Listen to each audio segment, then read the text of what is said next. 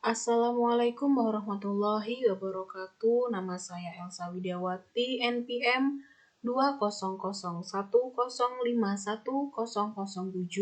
dari kelas Tadris Bahasa Inggris C. Di sini saya akan menjelaskan materi tentang kalimat dan unsurnya. Untuk yang pertama, pengertian kalimat. Kalimat yaitu rangkaian kata yang dapat mengerjakan gagasan, pikiran, dan perasaan.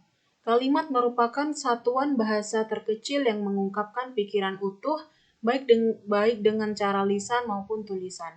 Pada kalimat, sekurang-kurangnya harus memiliki subjek dan predikat. Bila tidak memiliki subjek dan predikat, maka bukan disebut kalimat, tetapi disebut frasa. Dalam wujud lisan, kalimat diucapkan dengan suara naik turun dan keras lembut di sela jeda dan diakhiri intonasi. Pun pengertian kalimat menurut beberapa para ahli.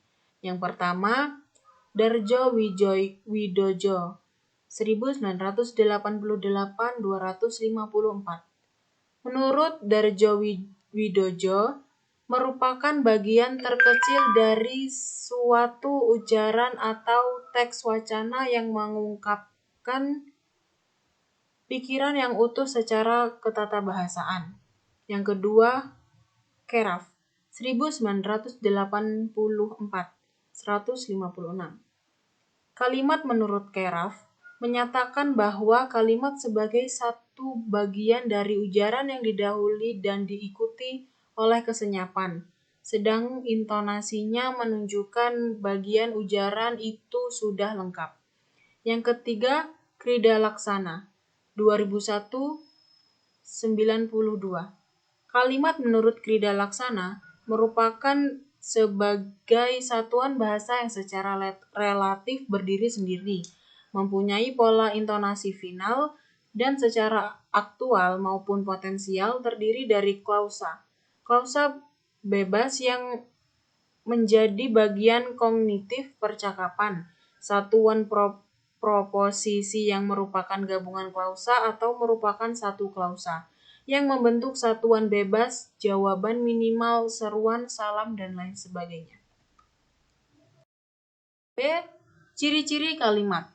Berikut ini adalah ciri-ciri kalimat, antara lain 1. Dalam wujud tulisan berhuruf Latin, kalimat dimulai dengan sebuah huruf kapital yang diakhiri dengan sebuah titik, tanda tanya, dan tanda seru.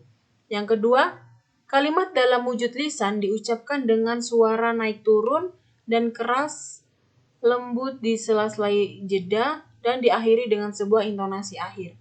Yang ketiga, sebuah kalimat paling kurang mengandung satu subjek dan predikat. Yang keempat, mempunyai pola intonasi akhir. Dan yang kelima, adanya huruf kapital dan tanda baca dalam sebuah kalimat. C. Unsur-unsur kalimat. Sebuah kalimat tidak lepas dari sebuah unsur-unsur, yaitu yang pertama, subjek. Subjek merupakan satuan bagian kalimat yang menandai apa yang dinyatakan oleh si penulis. Subjek biasanya berbentuk sebuah kata benda, frasa kata benda, atau kata kerja. Yang kedua, predikat. Predikat merupakan suatu bagian kalimat yang menandai apa yang dinyatakan oleh si penulis tentang sebuah subjek. Predikat biasanya berbentuk sebuah kata, frasa numeral bilangan, kata benda, frasa kata benda, frasa preposisi kata depan, kata sifat atau frasa kata sifat. Yang ketiga, objek. Objek merupakan suatu bagian kalimat yang melengkapi sebuah kata kerja. Objek bisa berbentuk sebuah kata benda atau frasa kata benda. Bagian kalimat yang terletak pada setelah predikat berkata kerja aktif transitif. Pelengkap atau komplement yang sering disamakan dengan objek. Padahal, pelengkap adalah beda dengan suatu objek karena tidak bisa menjadi subjek jika kalimat dipasifkan.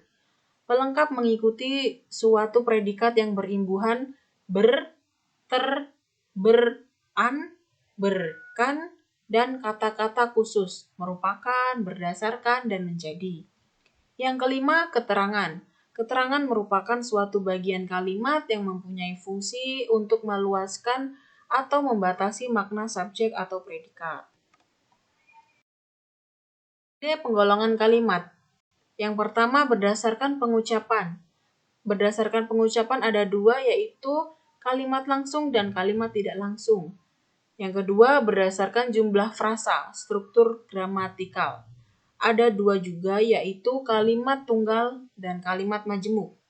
Berdasarkan isi atau fungsinya ada 4, yaitu kalimat perintah, kalimat tanya, kalimat seruan. Dan berdasarkan unsur kalimat ada dua, yaitu kalimat lengkap dan kalimat tidak lengkap. Selanjutnya berdasarkan pola subjek predikat ada dua, kalimat inversi dan kalimat versi. Berdasarkan gaya penyajiannya ada 3, yaitu kalimat yang melepas, kalimat yang klimaks, dan kalimat yang berimbang. Selanjutnya berdasarkan subjeknya dibagi menjadi 2, yaitu kalimat pasif dan kalimat aktif. Mungkin cukup sekian presentasi dari saya. Apabila ada kesalahan, saya mohon maaf. Saya akhiri. Wassalamualaikum warahmatullahi wabarakatuh.